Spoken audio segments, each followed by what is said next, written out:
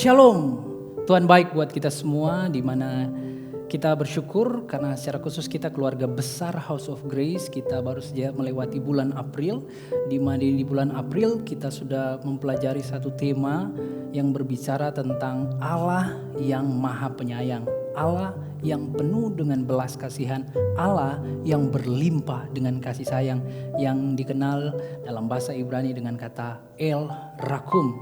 Di mana kalau kita melihat El Rakum ini terdapat di dalam Keluaran pasal 34 ayat 6, di mana Alkitab berkata, "Berjalanlah Tuhan lewat dari depannya dan berseru, Tuhan, Tuhan, Allah penyayang dan pengasih, panjang sabar, berlimpah kasihnya dan setianya."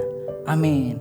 Ini adalah perkataan langsung dari Tuhan, di mana saat itu dia sedang bertemu dengan Musa, dan Tuhan memperkenalkan dirinya bahwa dialah Allah yang penyayang dan pengasih. Allah yang penyayang ini dinamakan dengan kata El Rakum. Nah, kita tahu bersama dari kata ini kita bisa mempelajari bahwa El Rakum ini memiliki pengertian bahwa Allah yang begitu menyayangi kita, di mana bentuk kasihnya, bentuk sayangnya buat kita adalah tetap adanya. Artinya apapun yang terjadi bagi kita anak-anak Tuhan, Allah tetap menyayangi kita. Dan jangan lupa Allah juga Allah yang menyayangi dan dia Allah yang adil.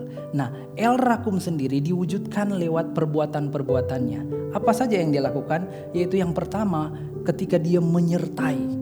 Kita tahu bersama perjalanan bangsa Israel menjadi sebuah gambaran nyata bagi kita sebagai anak-anak Tuhan yang digambarkan sebagai Israel rohani. Penyertaan Tuhan begitu sempurna. Dari tanah Mesir Tuhan sertai mereka sampai di tanah perjanjian. Dan itu juga gambaran buat kita semua anak-anak Tuhan. Tuhan sertai kita sampai pada akhirnya. Dan bukan hanya itu, El Rakum sendiri berbicara tentang setiap perbuatan-perbuatan di mana dia menggenapi janjinya buat kita. Tidak ada satu janji pun yang tidak digenapi oleh Tuhan. Kemudian El Rakum berbicara tentang perbuatannya yang besar dalam hal berkatnya dan kebaikannya. Saya percaya semua kita sedang mengalami hal ini dan terus mengalami hal ini, yaitu berkat dan kebaikan Tuhan. Kemudian El Rakum berbicara tentang pengampunan Tuhan. Kita tahu bersama setiap kita punya kesalahan, punya dosa. Tapi dia Allah yang Maha Penyayang, dia Allah yang penuh dengan belas kasihan. Dia mengampuni kita. Puncaknya di mana? Yaitu di kayu salib. Karena kita tahu bersama di bulan April juga kita merayakan atau memperingati kematian Kristus. Di mana oleh darah Yesus, oleh kematian Yesus, pengorbanan Yesus, maka kita ditebus dari dosa-dosa kita.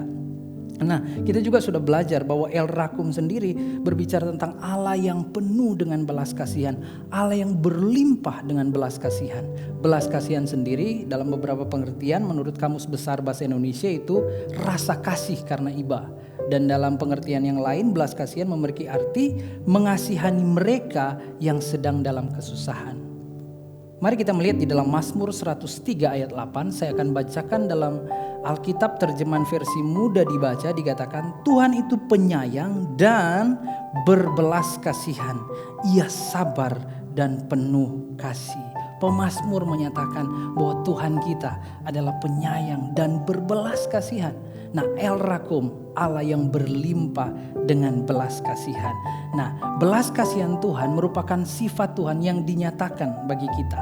Di mana yang pertama, belas kasihan Tuhan yaitu dalam hal berlimpah-limpah. Artinya sesuatu yang sangat besar, sesuatu yang sangat banyak. Kemudian sifat belas kasihan Tuhan yaitu ditujukan kepada mereka yang berkesusahan.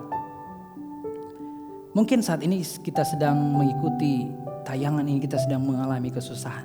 Tapi pegang firman Tuhan, Allah El Rakum, dia sedang menunjukkan belas kasihan kepada kita yang kesusahan. Dan pasti kita ditolong oleh Tuhan. Dan selanjutnya sifat belas kasihan Tuhan seperti di dalam Mazmur 103 ayat 17 dan 18. Saya akan bacakan buat kita semua, dikatakan, tetapi kasih setia Tuhan dari selama-lamanya sampai selama-lamanya atas orang-orang yang takut akan Dia, dan keadilannya bagi anak cucu, bagi orang-orang yang berpegang pada perjanjiannya dan yang ingat untuk melakukan titahnya. Amin, amin. Mazmur 103 ayat 17 dan 18 tadi dikatakan bahwa kasih setia Tuhan itu tidak berkesudahan. Bisa diartikan inilah belas kasihan Tuhan yang berlaku kekal selama-lamanya. Dan belas kasihan Tuhan juga dia diwujudkan lewat cerita-cerita dalam Alkitab. Di mana yang pertama ada cerita bagaimana Tuhan berbelas kasihan bagi Lot dan keluarganya. Di mana Tuhan menolong mereka, di mana Tuhan sudah merencanakan untuk menghancurkan Sodom dan Gomora. Tetapi Tuhan berbelas kasihan bagi Lot dan keluarganya, di mana Tuhan mengajak mereka keluar. Bahkan dikatakan Tuhan mengulurkan tangannya, menarik mereka untuk mereka pergi dari Sodom dan Gomora. Dan kita tahu bersama Lot akhirnya bersama dengan keluarganya diselamatkan oleh Tuhan. Selanjutnya wujud belas kasihan Tuhan yaitu ketika membebaskan bangsa Israel dari tanah perbudakan atau bangsa Mesir, Bapak Ibu Saudara. Kita tahu bersama ya bagaimana mereka diperbudak, mereka dianiaya begitu rupa. Tapi belas kasihan Tuhan nyata bagi bangsa Israel. Mereka dilepaskan dari bangsa Mesir, dari tanah perbudakan. Dan itu menjadi sebuah peringatan sampai cerita itu diulang-ulang. Sehingga Nehemia pun harus menyatakan hal itu. Untuk mengulangi cerita bagaimana Tuhan begitu berbelas kasihan.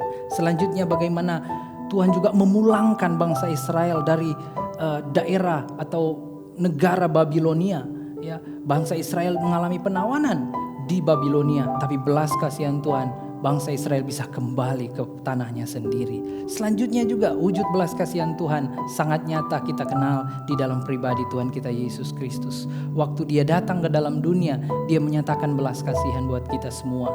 Dan kita melihat satu ayat di dalam Matius 9 ayat 36, Alkitab berkata, melihat orang banyak itu, tergeraklah hati Yesus oleh belas kasihan kepada mereka, karena mereka lelah dan terlantar seperti domba yang tidak bergembala. Yesus digerakkan oleh belas kasihan. Pelayanan Yesus digerakkan oleh belas kasihan. Dan itu kita bisa melihat nyata bagaimana sakit disembuhkan. Ada yang sedang mengalami sebuah persoalan secara ekonomi ditolong oleh Tuhan. Bagaimana juga kita tahu bersama hari-hari ini banyak terjadi perbuatan-perbuatan besar.